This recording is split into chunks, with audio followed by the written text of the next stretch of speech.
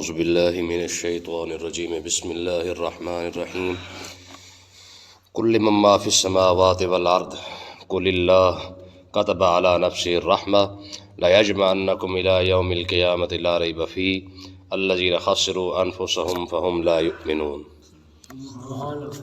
کل کے سبق کے اندر یہ بات تھی کہ اللہ تبارک و تعالیٰ نے ارشاد فرمایا کہ جو بندہ نبی کی بات کا مذاق اڑاتا ہے وہ ذرا زمین میں بھی ذرا چل پھر کے دیکھ لے، اور آثار قدیمہ جس کو ہم کہتے ہیں پرانے وہ کھنڈرات وغیرہ، وہ جو نشانیاں پڑی ہوئی ہیں ان کو بھی ذرا دیکھ لے کہ ہم نے ان کے ساتھ کیا کیا ہے۔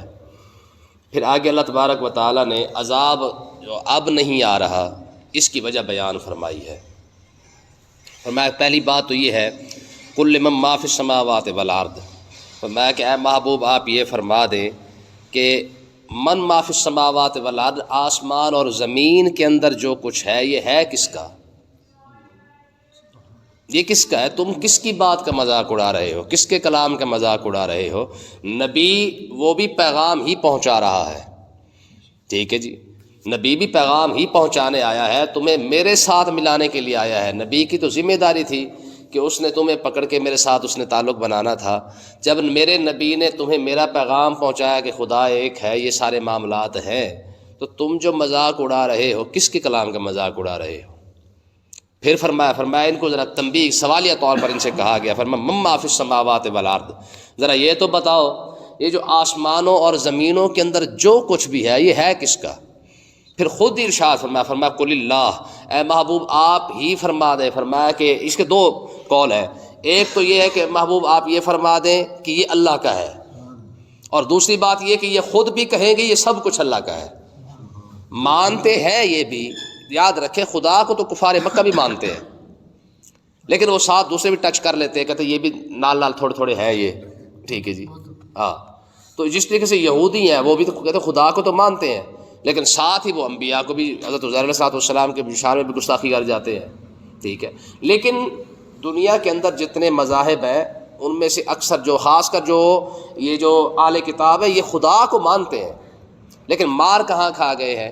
جب انہوں نے شرک کیا ہے، یعنی ساتھ ہی دوسرے شخصیات کو بھی ساتھ ملا کے خدا بنا لیا۔ تو اللہ تبارک و تعالیٰ نے ارشاد فرمایا جب آپ ان سے پوچھیں گے نا کہ یہ سب کچھ کس نے بنایا ہے، تو ان کا جواب بھی یہی ہوگا بنایا سب کچھ اللہ نہیں ہے، ٹھیک ہے۔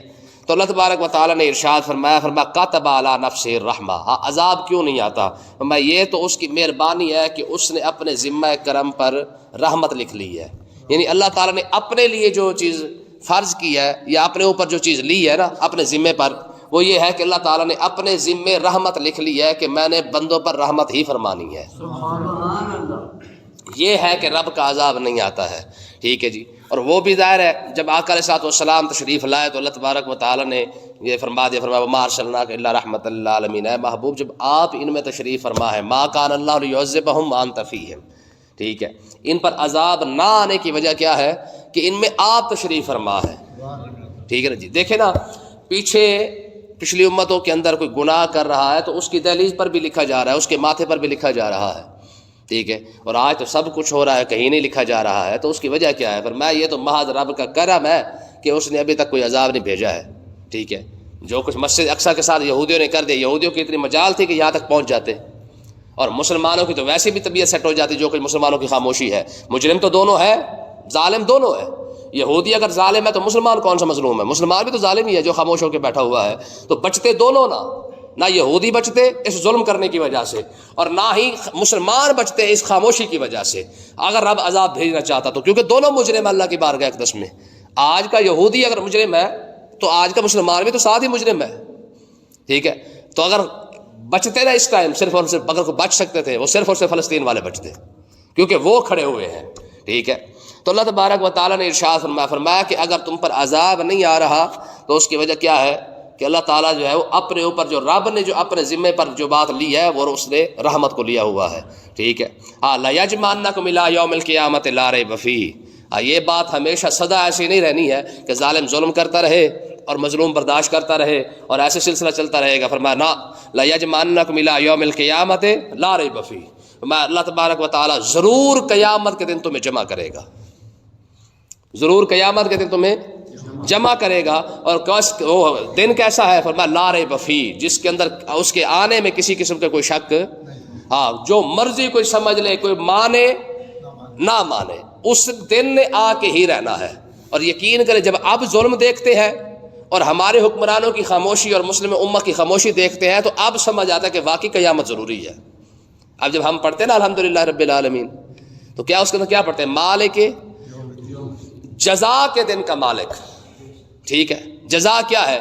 وہ اچھی کر لیں یا بری کر لیں، جیسی مرضی آپ کریں گے، جزا تو مل کے رہنی ہے۔ جزا کس کو کہتے ہیں؟ بدلے کو۔ جزا کا مطلب کیا ہے؟ بدلہ، ٹھیک ہے؟ بدلہ تو آپ کو مل کے رہنا ہے۔ اور یہ پیچھے ہم پڑھ کے آئے تھے دوسرے پارے کے اندر، فی ما کانوا فیہ یختلفون، فرمایا کہ تم جس بات میں جھگڑے کر رہے ہو نا، اس کا فیصلہ قیامت کے دن رب ہی کرے گا۔ اگر قیامت کے دن یہ آنا کیوں ضروری ہو گیا کہ اگر فرعون ظلم کرتا کرتے ہی مر گیا ہے تو اس کا بدلہ کون لے گا؟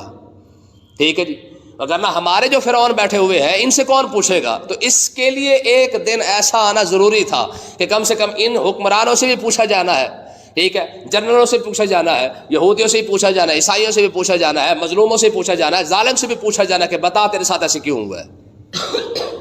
بلکہ وہ کیسے انصاف کا دن ہے، حدیث پاک کے اندر آتا ہے کہ قیامت کے دن اگر کسی جانور نے بھی دوسرے جانور کو ناجائز سینگ مارا ہے نا، تو اللہ تبارک و تعالیٰ اس کا بھی بدلہ اس کو لے کے دے گا۔ ایسا انصاف کا دن ہے، ٹھیک ہے نا؟ تو شکر الحمدللہ کم سے کم ہمیں یہ سمجھ آئی ہے کہ واقعی یار قیامت ضروری ہے۔ اگر ہم جیسے رگڑے جا رہے ہیں اور یہ جو طبقہ بیٹھا ہے ہمارے اوپر ظلم کرنے کے لیے ہر وقت، ان سے تو پوچھنے والا ہی کوئی نہ ہوتا۔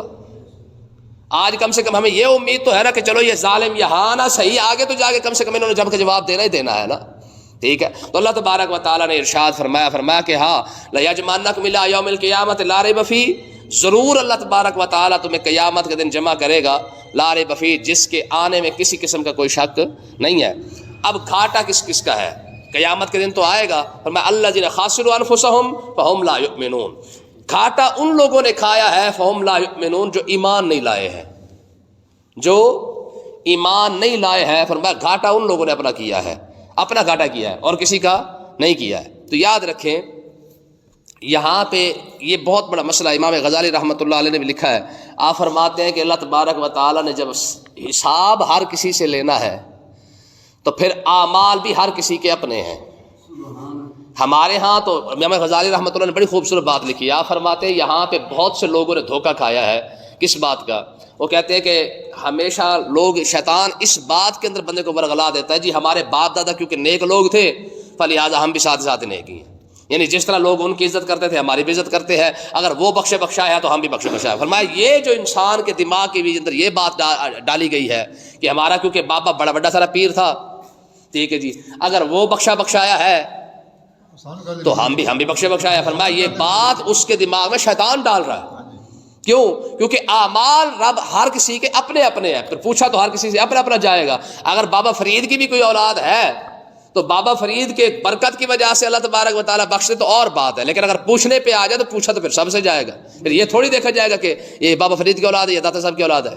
آقا علیہ الصلوۃ والسلام نے سیدہ کائنات کو فرمایا تھا، فرمایا فاطمہ، فرمایا کہ اعمال جو ہے وہ ضروری ہے، قیامت کے دن ہو سکتا ہے، یعنی یہ حضور نے تعلیم امت کے لیے فرمایا تھا، فرمایا یہ قیامت کے دن اگر رب حساب لینے پہ آئے تو پھر میں بھی تمہیں نہیں چھڑوا سکوں گا۔ یہ حضور فرما رہے ہیں جو ساری کائنات کی شفاعت کرنے والے ہیں، حضور اپنی شہزادی کو فرما رہے ہیں، فرمایا قیامت کے دن میں بھی تمہیں رب سے نہیں چھڑوا سکتا ہوں۔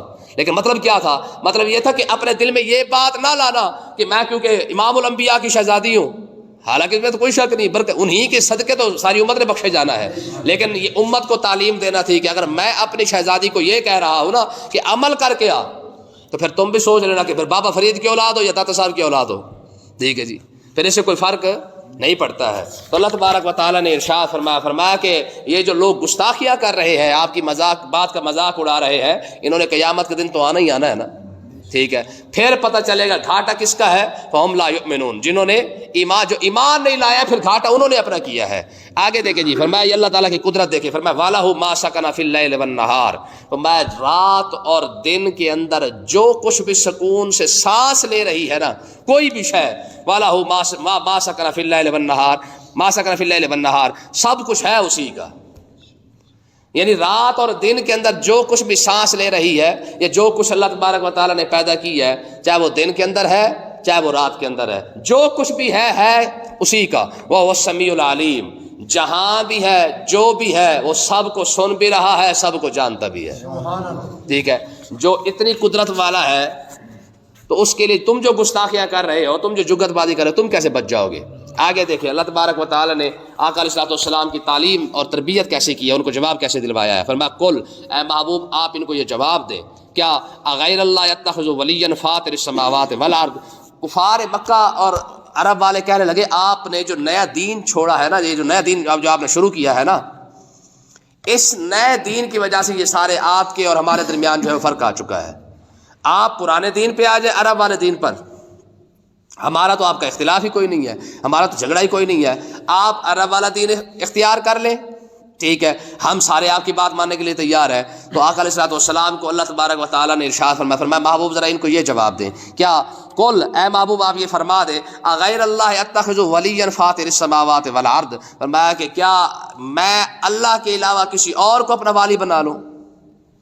تم نے جو جگہ جگہ پہ بت کھڑے کر دیے، اب ساروں کو ہم پوجنا شروع کر دیں، ٹھیک ہے جی، یہ کون سا ہے جی، یہ بارش والا ہے، یہ کون سا ہے، یہ بھوک والا ہے، یہ کون سا، یہ بیماری والا ہے، یہ کون سا، یہ شفا والا ہے۔ فرمایا کہ عرب کا تو یہ دین نہیں تھا، عرب کا یہ دین تو عرب کا نہیں تھا، عرب کا دین تو وہ تھا جو حضرت ابراہیم اور اسماعیل سے شروع ہوا تھا، ٹھیک ہے۔ اور پھر فرمایا فاطر السماوات والارض، فرمایا میرا خدا میرا رب تو وہی ہے جو آسمان اور زمین کو پیدا کرنے والا ہے۔ ابراہیم اور اسماعیل کی تو تربیت یہ تھی، بعد میں آ کے بت تو تم لوگوں نے بنائے ہیں، عرب کا تو یہ دین ہی نہیں تھا۔ دیکھیں جی سعودی عرب کی کہاں سے شروع ہوئی ہے؟ ابراہیم اور اسماعیل علیہ السلام سے شروع ہوئی ہے نا نسل، ٹھیک ہے جی۔ ہاں اب رب کی شان کیا ہے؟ فرمایا وَهُوَ يُطْعِمُ وَلَا يُطْعَمُ، وہ کھانا کھلاتا ہے خود کھاتا نہیں ہے۔ ہاں اس کی یہ طاقت اور قدرت ہے، اس کو کسی چیز کی ضرورت نہیں ہے، ہاں ہمیں ضرورت ہے، ہمیں اگر دیکھیں نا جی پتھر جس کو تم خود بنا رہے ہو، جو تمہارا اتنا محتاج ہے، تم نے اس کا ناک بنانا ہے تو بنا دو اپنے خدا کا، ٹھیک ہے جی، نہ بنانے تو نہ بناؤ، اس کا ہاتھ بنانا ہے تو بنا دو، نہیں بنانا تو نہ بناؤ، وہ تمہارا کچھ کر بھئی بت تمہارا کیا کر سکتا ہے؟ جو کچھ تم نے اس کے ساتھ کرنا ہے اس نے وہی کچھ بننا ہے۔ اب بتاؤ اپنے ہی ہاتھ سے تم چاہے اس کو ٹنڈا بنا دو، چاہے اس کو لنگڑا بنا دو، چاہے اس کو کاڑا بنا دو، جیسا تم نے بنانا ہے ویسے ہی اس نے بننا ہے نا، اور اپنے ہی ہاتھوں سے بنا کر پھر کہنا کہ یہ ہمارا خدا ہے، یہ کیسی بے وقوفی ہے؟ تو فرمایا نہ، یہ خدا نہیں ہے جس کو تم اپنے ہاتھوں سے بناتے پھر رہے ہو۔ ہاں میرے خدا کی شان کیا ہے؟ وَهُوَ يُطْعِمُ وَلَا يُطْعَمُ، وہ سب کو کھلاتا ہے لیکن خود کھاتا نہیں ہے، یہ اس کی شان ہے، ٹھیک ہے جی۔ ساری کائنات کے اندر کس کو کیا ضرورت ہے، کس کے کیا کھانا ہے، جو کچھ جس نے کھانا ہے وہ سب کو دے رہا ہے کہ نہیں ہے؟ اب دیکھیں یار کوئی سوچ سکتا ہے ہمارے ہاں تو دو مہمان بھی آ جائے تو چیخیں نکل جاتی ہیں کہ انہوں نے تو کی کری ہے، ٹھیک ہے۔ تو اب دیکھیں پوری کائنات کے اندر، سمندر کے اندر خدا جانے کتنی مخلوق ہے، پھر وہ کیا کھاتی ہے وہ سب کچھ اس کو کھلاتا ہے۔ انسان ہے انہوں نے کیا کیا کھانا ہے ان کو کھلاتا ہے، جانور ہے انہوں نے کیا کھانا ہے ان کو کھلاتا ہے، جنات ہے انہوں نے کیا کھانا ہے ان کو کھلاتا ہے۔ خدا جانے کیا کیا مخلوقیں پیدا کی ہیں، کتنی کہکشائیں ہیں، کتنے ستارے ہیں، کتنے سیارے ہیں، ٹھیک ہے جی، کتنے کلسٹر ہیں، کتنے سپر کلسٹر ہیں، پتہ نہیں اتنی بڑی کائنات کے اندر جس نے جو کھانا ہے وہ سب کو دے رہا ہے، ٹھیک ہے جی، سب کی خوراک فوراً پہنچ رہی ہے۔ اور اس نے بلکہ تو قرآن مجید کہہ دے گا نا وما ابرئ نفسی النفس الامارۃ وما من دابۃ فی الارض الا علی اللہ رزقها، ٹھیک ہے، میں زمین پہ رینگنے والا کیڑا بھی ایسا نہیں ہے جس کو رب رزق نہ دے رہا، سمجھ ہی نا۔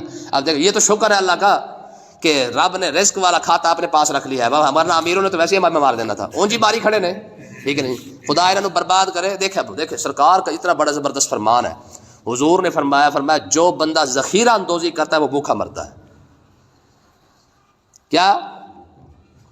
جو ذخیرہ اندوزی کرتا ہے، امیروں نے تو ویسے ہمیں مار دینا تھا یہ سارا کو اکٹھا کر کے، یہ تو 20 سال کا رزق ویسے اکٹھا کر لیتے، لیکن اللہ تبارک و تعالیٰ نے انتظام کیسا کیا غریب کا، ذرا یہ دیکھیں، کھانے کا خراب ہونا یہ انسان کے لیے نعمت ہے۔ اگر کھانا خراب نہ ہوتا تو مجھے بتائیں امیر کبھی ہمیں دیتے؟ یہ تو پتہ نہیں اللہ جانے بھی گودام بنا کے انہیں سارا سٹاک کر کے رکھ دینا کہ چل بھی 50 سال تک تو سکھانا ہی ہے نا کم سے کم۔ کوئی گھر دوسرے گھر والوں کو کھانا نہ دیتا، کبھی نہ دیتا، کیوں؟ اسے پتہ ہے کہ 4 دن بھی ہم نے چلانا تو ہم اس کو چلا سکتے ہیں۔ آج ایک گھر والا دوسرے گھر والے کو اس لیے کھانا کبھی کبھی دے دیتا ہے، اس کو پتہ بھی زیادہ پکا ہوا ہے، خراب تو ہو ہی جانا کہ چل یار کسی کے یہ کھانے کا خراب ہونا رب کی نعمت ہے. بلکہ میں نے آپ کو پہلے بھی ایک بات بتائی تھی کہ ایک علاقے کے اندر تو انہوں نے کہا جی جب یہ فریج ہے نا، فریج یہ پتہ نہیں کون سا علاقہ، تعالیٰ جانے کوئی ایران کا علاقہ ہے، پتہ نہیں کون سا علاقہ ہے، وہاں پہ فریج منع ہے، پورے علاقے کے اندر فریج ہی نہیں ہے. بلکہ ایک عالم نے فتویٰ دیا تھا کہ فریج رکھنا حرام ہے. ٹھیک ہے، کیوں؟ کیونکہ آپ کے فریج رکھنے کی وجہ سے آپ نے کھانا جمع کر لیا، پانی جمع کر لیا، سارا کچھ جمع کر کے رکھ لیا، ہمسایہ بھوکا رہ گیا. آپ کو پتا کہ کل ہم نے دوبارہ کھا لینا ہے. یہ فتویٰ دیا تھا ایک عالم نے، یہ پاکستان کا نہیں ہے، کسی بار بیرون ملک کوئی عالم تھا، اس نے فتویٰ دیا تھا. اس نے کہا جی فتویٰ یہ فریج رکھنا کیا ہے، یہ حرام ہے. کیوں کہا تھا؟ کیونکہ کھانا سٹور ہو جائے گا اور تم کسی اور کو دو گے نہیں، تو فلہٰذا کسی اور کا حق مارا جائے گا. تو اس وجہ سے یہ کھانے کا خراب ہونا یہ بھی رب کی نعمت ہے. ٹھیک ہے، تو بہرحال یہ اللہ تبارک و تعالیٰ نے شان بیان فرمائی ہے. ٹھیک ہے، تو میں نے آپ کو حدیث پاک جو سنائی ہے نا، وہ کس لیے؟ دیکھیں نا سرکار کا فرمان کیوں ہے. فرمایا جو ذخیرہ کرے گا کیا کرے گا، کیا مرے گا، بھوکا مرے گا. کیوں؟ ایک تو اس کے اندر تنبیہ ہے کہ ذخیرہ کرنے کی ضرورت نہیں ہے، لیکن اگر کوئی ذخیرہ کر لے، سرکار کے اس فرمان کی مخالفت کر لے، خدا اسے بیماری ایسی لگا دے گا، کوئی نہ کوئی مسئلہ اس کے ساتھ ایسا ہی کر دے گا، مرے گا بھوکا. یہ ذخیرہ اندوزوں کے لیے. آج کیا ہوتا ہے جی، چینی سٹاک کر لیتے ہیں، دال سٹاک کر لیتے ہیں، گندم سٹاک کر لیتے ہیں، ساری کچھ چیز کیا ہے جب مہنگی ہوگی تب جا کے بیچیں گے. جب کوئی بندہ ذخیرہ اندوزی کر کے اگر کوئی چیز بیچ رہا ہے نا، تو وہ اپنا انجام دیکھ لے. یہ سرکار کا فرمان ہو، سیدھا سرکار کا فرمان ہے. فرمایا جو بندہ سٹاک کر کے چیز کو بیچ رہا ہے، ذخیرہ اندوزی کر کے چیز کو بیچ رہا ہے، مرے گا بھوکا. صحابہ کرام کے بزنس کا ایک اصول تھا، کاروبار کا اصول تھا. صحابہ کرام نے کبھی بھی چیز کو روکا نہیں ہے، سٹاک نہیں کیا. ٹھیک ہے جی، میں نے پہلے آپ کو بتایا تھا ایک مرتبہ کہ حضرت عبد الرحمن ابن عوف رضی اللہ تعالیٰ عنہ، کیونکہ یہ بہت بڑے کاروباری بندے تھے. ٹھیک ہے، آپ فرماتے ہیں کہ ایک مرتبہ میں نے اونٹ خرید لیے، 3000 اونٹ کٹھے خرید لیے. تو حضرت عبد الرحمن ابن عوف سے پوچھا گیا کہ آپ کیا کرتے ہیں، آپ کی کامیابی کا اصول کیا ہے، کاروبار جو آپ کرتے ہیں آپ نے کاروبار کے اندر ترقی کیسے کی ہے؟ تو حضرت عبد الرحمن ابن عوف نے کہا تھا کہ پہلی بات یہ ہے کہ میں چیز کو سٹاک نہیں کرتا، جو چیز آتی ہے فوراً نکال دیتا ہوں. تو ایک مرتبہ آپ نے اونٹ خرید لیے، واہ دیر جو ہے وہ کھڑے رہے، یعنی کوئی گاہک ہی نہ لگا اس کا. تو پریشان تھے اور آپ کی کوشش تھی کہ میں 3 مہینے کے اندر اندر آپ نکال دیا کرتے تھے سامان کو، اپنا جو بھی چیز ہوتی تھی آپ کی. تو کیا ہوا کہ ایک مرتبہ 3 مہینے ہی گزر گئے، کوئی گاہک نہ لگا. 90 دن کے اندر گاہک آیا، 90 جو آخری دن تھا تیسرے مہینے کا، گاہک آیا. تو اس سے آپ نے اس نے کہا ہاں جی اونٹ بیچنے، آپ نے فرمایا بیچنے ہیں. ٹھیک ہے جی، اور آپ کی کوشش بھی تھی کہ آج میں نے یہ اونٹ نکال دینے ہیں.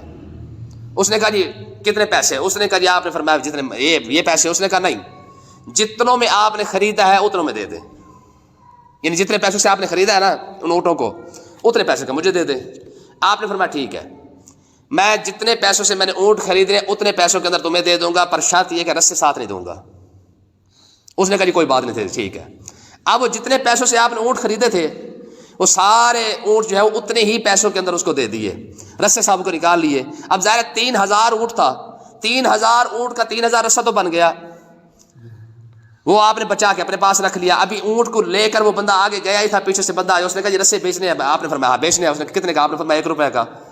ٹھیک ہے جی، اور 3000 روپیہ آپ نے اسی سے بھی بچا لیا. ٹھیک ہے، یہ کاروبار کا اصول ہے. دیکھیں 1 روپیہ تب تک 1 روپیہ جب آپ کے گودام کے اندر پڑا ہوا ہے، جب آپ اس کو مارکیٹ میں لاتے ہیں تب جا کے وہ 1 روپیہ نہیں رہتا، پھر وہ 100 روپے بن جاتا ہے. ٹھیک ہے، تو بہرحال اللہ تبارک و تعالیٰ نے کی شان کیا ہے؟ فرمایا وَهُوَ يُطْعِمُ وَلَا يُطْعَمُ. فرمایا رب کی شان یہ ہے کہ وہ خود کھلاتا ہے لیکن آپ کھاتا نہیں ہے. ٹھیک ہے، ہماری کاروبار کیوں بندے پڑے ہوئے ہیں؟ ایک تو بد دعائیں لے کر سٹاک کر کے، اوپر سے پیسہ سارا جمع ہوتا جا رہا ہے، مارکیٹ میں جب لاتے نہیں ہے تو پھر خود بھی بھوکے مرتے ہیں، اگلے بھی بھوکے مرتے ہیں. تو اللہ تبارک و تعالیٰ نے ارشاد فرمایا محبوب ایک بات تو آپ یہ کر دیں، دوسری بات آپ یہ ارشاد فرمایا قل انی امرت، آپ ان کو یہ بھی فرما دیں انی امرت، مجھے تو بھائی یہ حکم دیا گیا ہے کیا، ان اکون اول من اسلم، میں سب سے پہلے رب کی بارگاہ میں گردن میں خود رکھوں. مجھے یہ رب کا حکم ہے کہ محبوب سب سے پہلے آپ گردن جھکائیں. ٹھیک ہے، کیوں؟ کیونکہ نبی سب سے آگے ہوتا ہے. جب نبی آگے چلے گا تو امت پیچھے چلے گی نا. جس طرح ہم کلمہ پڑھتے ہیں نا لا الہ الا اللہ محمد رسول اللہ، اسی طرح نبی خود کلمہ پڑھتا ہے. سب سے پہلے نبی آپ کلمہ پڑھتا ہے. ٹھیک ہے جی، میں نے ایک عالم دین بہت بڑے عالم سے سنا تھا، آپ فرماتے ہیں ہم تو لا الہ الا اللہ محمد رسول اللہ پڑھتے ہیں نا، حضور کیا پڑھتے ہوں گے؟ ٹھیک، آنا کہہ لیں یعنی حضور فرماتے ہیں میں محمد بن عبداللہ محمد رسول اللہ پر ایمان لاتا ہوں. صحیح نا؟ تو بہرحال نبی سب سے پہلے جو ہے وہ کیا کرتا ہے، فرمایا آپ یہ فرما دے محبوب کہ سب سے پہلے رب کی بارگاہ میں گردن میں نے جھکائی ہوئی ہے، وَلَا تَكُونَنَّ مِنَ الْمُشْرِكِينَ، اور میں مشرکوں میں سے نہیں۔ اللہ تعالیٰ سمجھنے کی توفیق عطا فرمائے۔